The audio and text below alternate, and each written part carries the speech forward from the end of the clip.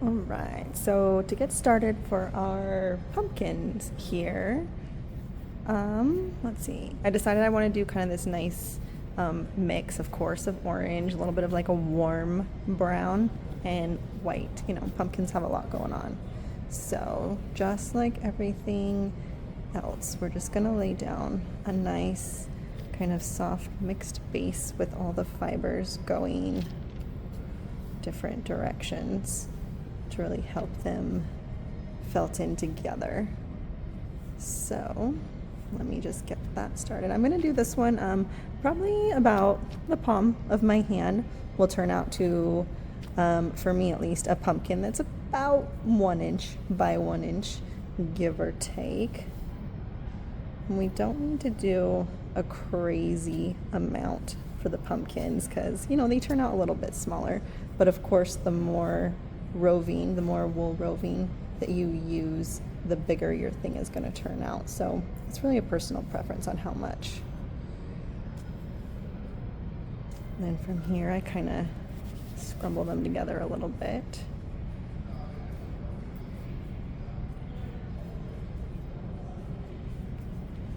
I'm just going to take my needle, felting needle.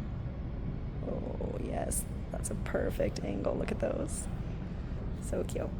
And then I'm just going to kind of, you know, felt it back into a little, of course, I'm going to start with like a circle-y shape without being too nervous about getting the, like the swells of the, like a traditional pumpkin shape.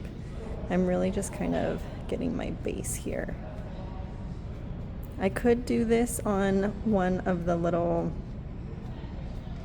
mats, one of the little like styrofoam pieces, and that does make it go a little bit faster, but doing it this way kind of, you know, it's just personal preference.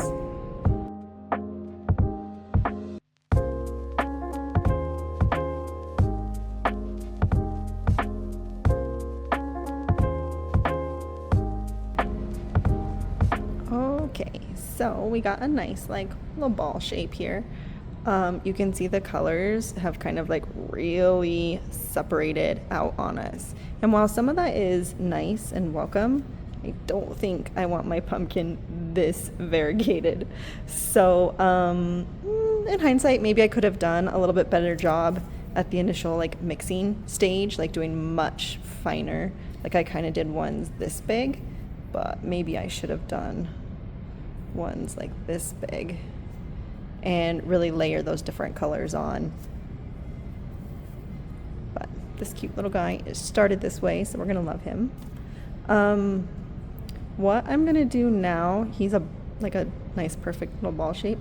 I am going to really just pick where I feel like, honestly that was it, where I feel like the top of the pumpkin is at and the bottom, and just start kind of thinking about those lines in between that will make the swells around the pumpkin as I bring those in a little bit.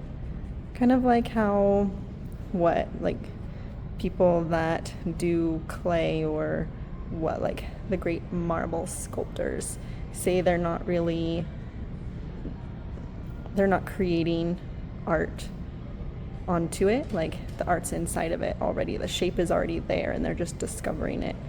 Same thing, the vibe, the shape is already there outside of the wool roving, and I am just bringing it into its destiny.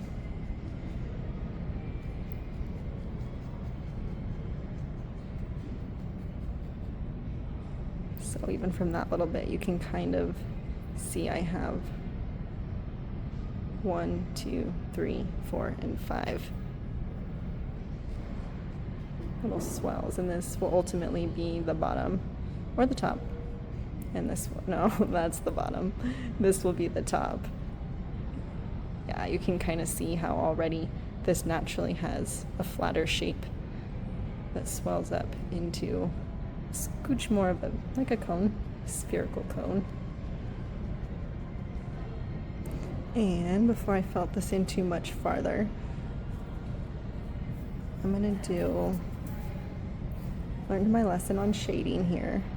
And we're going to do the smallest bits to kind of create a long piece that we're going to wrap around the edge of it.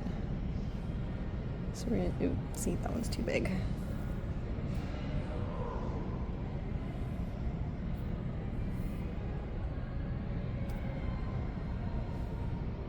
The smallest, lightest of orange ones. And the brown.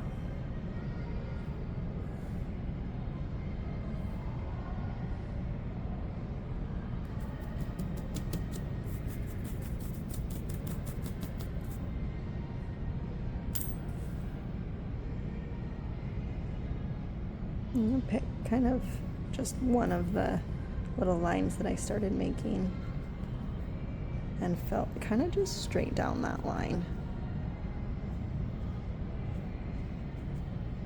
And then bring it around to the next one. I'm not felting anywhere on the swell, just the valley in between to really help get that initial shape in there.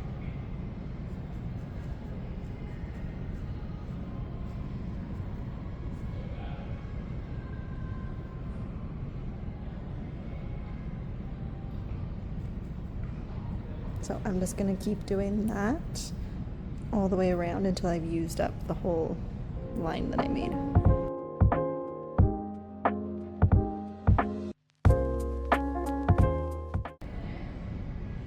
Alright, so now that I have some nice kind of definition in those valleys and those swells coming out, what I'm going to do is really just focus in on each one of the swells at a time.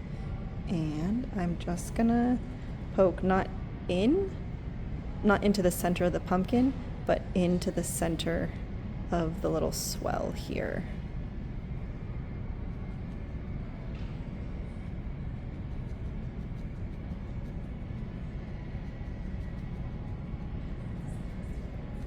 And then I'm gonna turn it over, and on that same one where I just poked into this side, I'm going to poke into this side.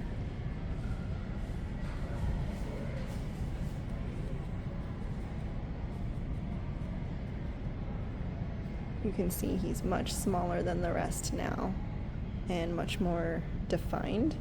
We're not trying to get to a finished shape anytime soon. I'm going to end up doing the same around and into process several times before he's done. So I'm just going to do that side and side all the way around.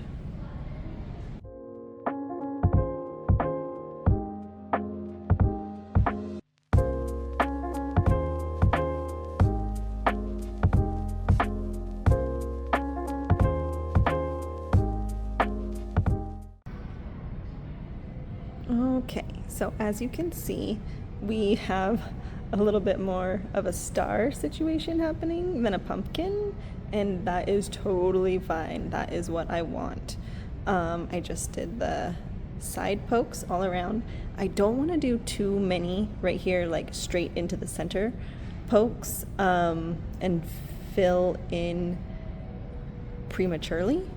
I want to still keep working in the round, but I do want to define these lines just a little bit. So I'm just going to do a super small, light pass. Everything I'm doing is super small and light at this stage. But I'm just going to define those valleys real fast, a little bit before we move on to the next step. You can see even just that much defined the star way more. And it also elongated our pumpkin. She's a little bit taller than she has been so far. So now I did the side pokes. I'm going to do a circle of not quite interior, but just in. My needle's not going to go in all the way. It's just going to go to about here and define the edge of the swell a little bit. I'm just going to round out those points that are making it look like a star.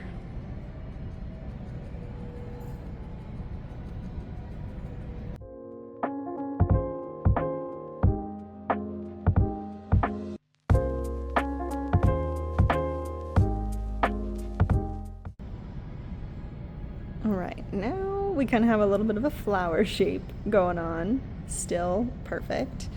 I'm going to do another round of, we just finished in. Now we're going to do sides again, all the way around.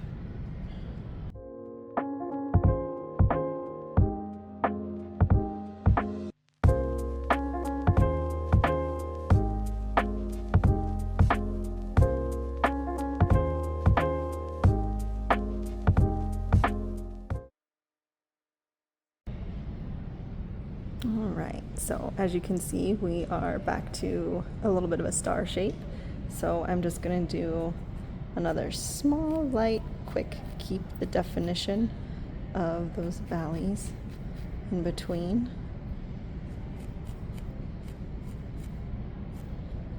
Which again kind of elongates us out a little bit. So I think that this pumpkin is ultimately going to end up being a small round instead of a taller skinny. So I'm just going to do just a couple, seriously, like maybe only that many pokes right on the top and the bottom to keep us short, whoops, rather than long and skinny. If this was going to be a tall, skinny pumpkin, I would not do that. Okay, so now we are gonna go around and do another circle of outside pokes.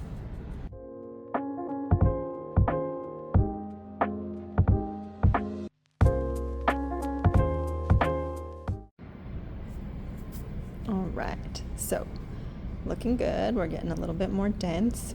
We are just going to keep going back and forth between sides to make it a star and edges, points, to make it back into a flower. Probably a couple more times. Let's keep going.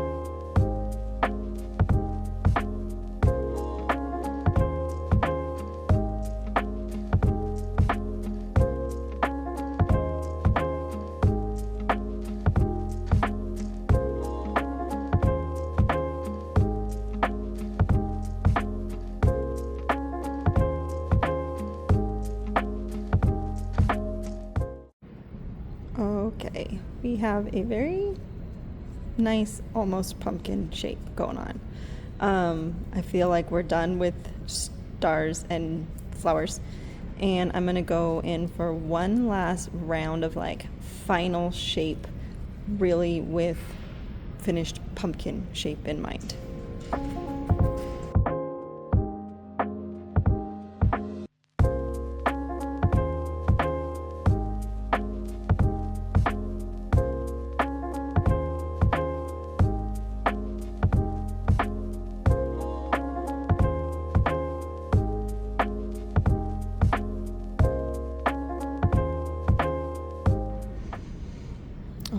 Right, feeling so good about this guy.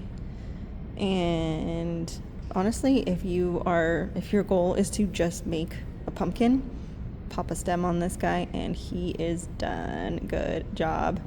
I am going to stop this video here, but check out the next video because I am going to add the stem, the sparkles, the personality, and I'm going to do one more wrap of felting on there to soften this variegation on here and add the dreamlike texture that I'm going for.